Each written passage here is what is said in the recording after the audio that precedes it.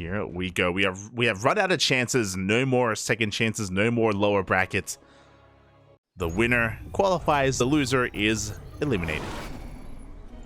And here we go. Spawning in the top left-hand corner of Babylon, we have the South Korean Terran player himself representing Mystery Gaming. It is Bunny.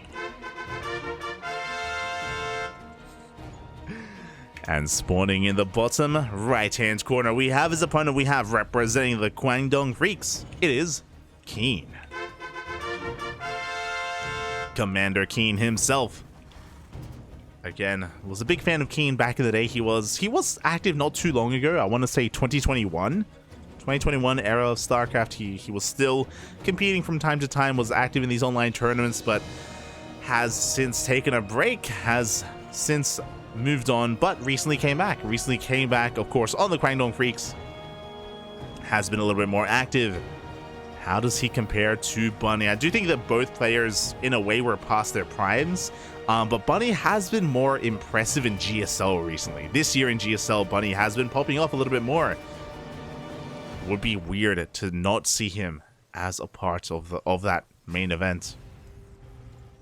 I mean, these qualifiers are brutal. They are brutal. We already said goodbye to Ragnarok. Ragnarok will not be a part of Codes, which is a crazy thing to say because I would say that Ragnarok is top 3 Zerg player in Korea. I would rate him higher than Su, for example, but because of the bracket, you know, Su made it through and Ragnarok didn't have the opportunity to, at least not in that part. He was stopped earlier on by some of these other players. So we'll see how this does turn out. So far, double gas openers. Double gas from both Bunny and KeeN. No one's going for an economic rack expand. No one is going for any proxies. They are both mirroring each other. For now, at least. For now. And of course, initially, we're going to be getting into Reapers. We're going to be getting into Hellions as well, vying for map control. You're on Babylon. A pretty short rush distance by ground. On this map, you can be quite aggressive, quite assertive. Bold move by Bunny is going to be going the long way around, going across the map. This is a risky thing to do. For all he knows, he's up against a reactor first. For all he knows, he's up against a 2-racks opener. So it is typically ill-advised to move out with your first Reaper. That's why KeeN is keeping his at home. But Bunny isn't going to be punished. He dips in, confirms the production, dips the hell out. He does spot the reactor on the racks. Back at home, he went into a second Reaper before getting into his own reactor. Commencing Hellion production, both players are expanding on location. Again, the biggest difference here is that KeeN only made 1 Reaper into the reactor, Bunny made 2. So a little bit safer here from Bunny.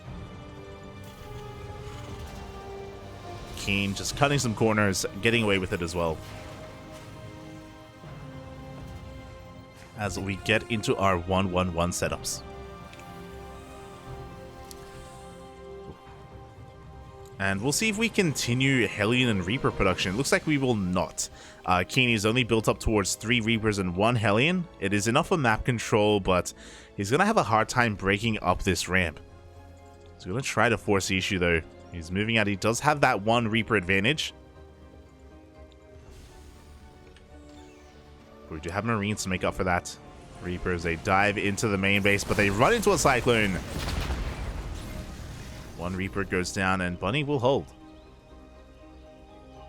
KeeN is going to have to back off. He's going to have a little bit less to work with, but again, at this point, Reapers and Hellions, they aren't the most important units anymore.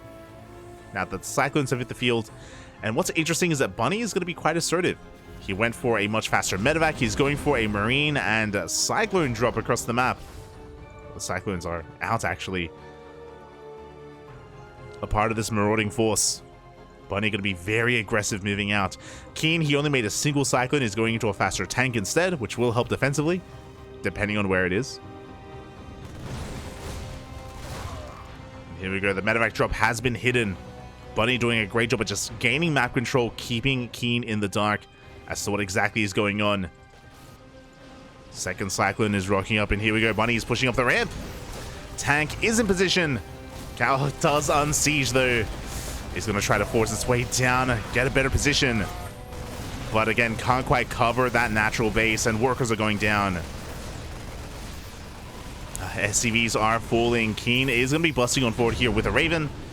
Does force a pickup. Does force Bunny back. But looking at the units lost tab here, 5 SCVs went down. A very efficient trade here from the Red Terran. He's trying to be a little bit adventurous, trying to drop into the main. Is going to get caught out. Good lock-ons on that Cyclone. Oh, barely fighting out of range of the tank. And he is not slowing down. He's going to be committing. Going to be going for the drop into the main as well. Gets eyes on the third CC. Won't quite be able to do anything about it, though. Won't quite stop it. Oof. As he's just going to be applying some pressure. He's reinforcing it with his tank, just rallying everything across the map as well. He's not getting too much done, but again, he's containing his opponent. He's forcing these Marines, the main army, to be stuck here in the main. Natural, a little bit more exposed. As Bunny does rotate around. Or maybe even reading a drop, actually. So a little bit paranoid. Doesn't want to get caught out. As KeeN has just been building up his forces. Again, a really fast third CC from KeeN, but Bunny likewise is already landing his own on location. So Bunny, he's ahead when it comes to the army, ahead in the economy. KeeN is moving out. He has a higher tank count. He's got a higher Raven count. His army is spotted. Bunny can come in from behind. Oh, we can base trade. We're going for a base trade. Let's go. Bunny going straight for the natural base. KeeN, what does he have at him to defend? He has a 1 tank, which is going to be disabled. Auto turrets are thrown down as well. The tank, it does get targeted. And Bunny pushes all the way towards the main. Likewise, so is KeeN. Boys are being pulled. Bunny does have a better position.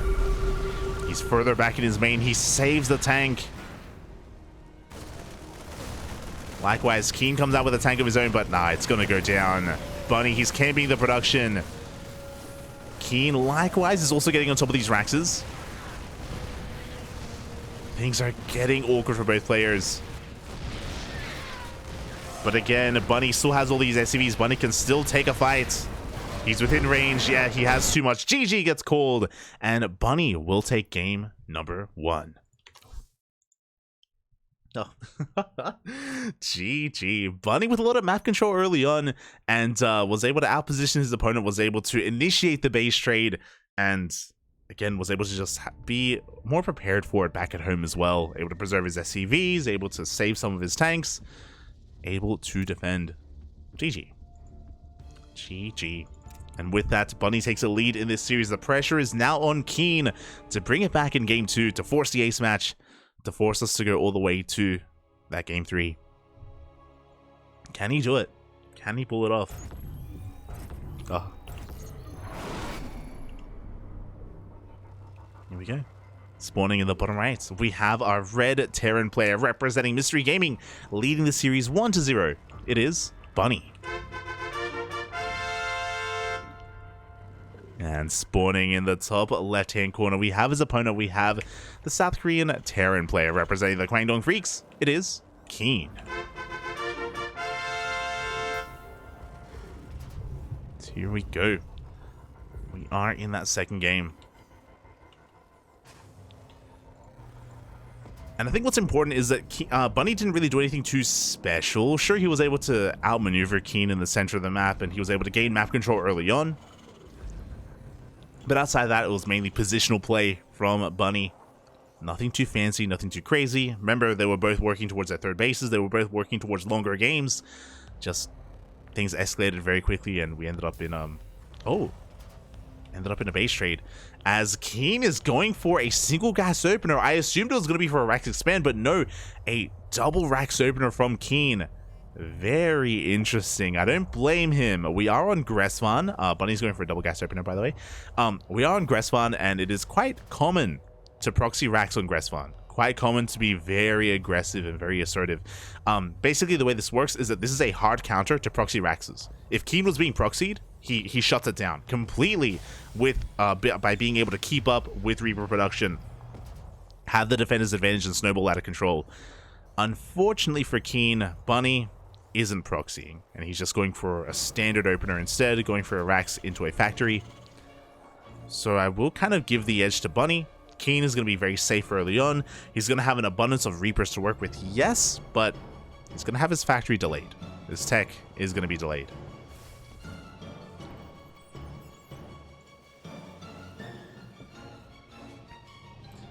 We'll see if KeeN can make something happen early on. There will be a window where KeeN will have the Reaper advantage over his opponent. He can maybe make use of that.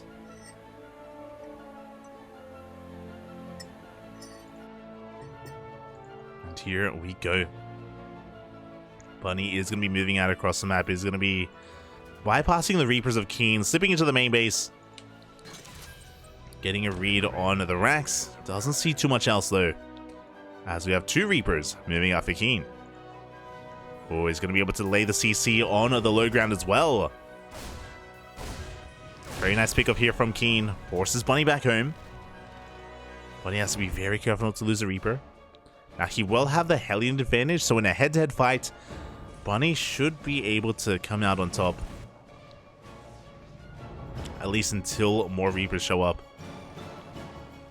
As KeeN is stuck continuing Reaper production.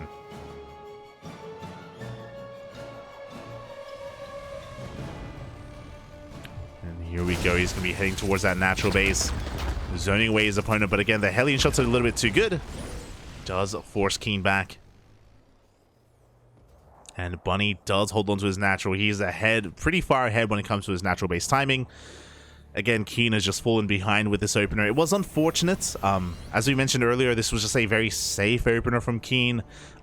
He was kind of trying to read a proxy from his opponent, and alas, it did not pay off for KeeN.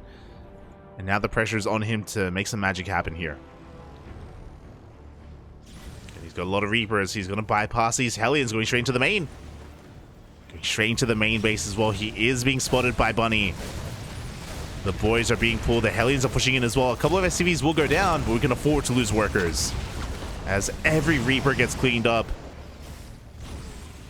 And looking at the units lost tab, it is 6 Reapers for 6 SCVs. Bunny does take a worker loss, but look at the army. We have 1 Hellion for KeeN, and we got everything else for Bunny. What do we have at home to defend? We have 2 Marines and 1 Cyclone. If Bunny gets on top of the Cyclone, that's game. That will just be game. This Cyclone is the thing, the lifeblood here of KeeN. It's keeping him alive. It's the backbone of his army. Bunny, he's just going straight into the main. Cyclone has been revealed, and Bunny, he just dives right on top of it. Oh, sold repair. Cyclone will survive. SCVs are going down, though. Oh no, the boys! As the SCVs are pulled into these Hellions, and so many of them go down. Good juggling as well from a Bunny as he takes down the Marines, and he will get on top of this Cyclone. Actually won't. Is forced away. But looking at the units lost side, we got 13 SCVs. GG gets called. It's too much damage, and Bunny will take the series 2-0. GG.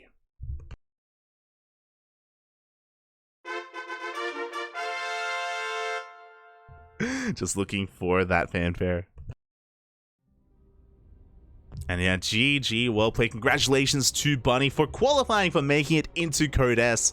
He will be joining the likes of Maru, of Cure, of Bjorn as well. Of course, Bunny, you know, he's a very strong Terran player, and it wouldn't be a GSL without him, so thankfully he will be making it through. My condolences to KeeN, as he will not. This was his last chance, his last opportunity to make it into the main event, and he will be denied. So my heart goes out to him, but you know, it is how these qualifiers